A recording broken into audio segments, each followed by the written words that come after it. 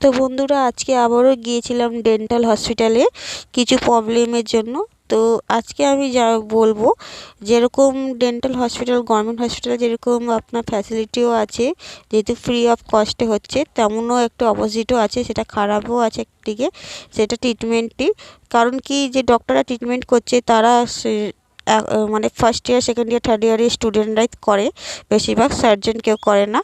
তো সেরকমই আমি আজকে ট্রিটমেন্টের জন্য গিয়েছিলাম। তো আমার ওপরে যে হুকটা আপার লিপ ছোটো ছিল বলে গিয়েছিলাম, ওই আপার লিপের শর্ট জন্য যে হুক লাগিয়েছিল, রাইট সাইডে যে হুকটা আমার ভুল লাগিয়ে দিয়েছিল, তার জন্য খুব আমার কষ্ট হয়েছিল।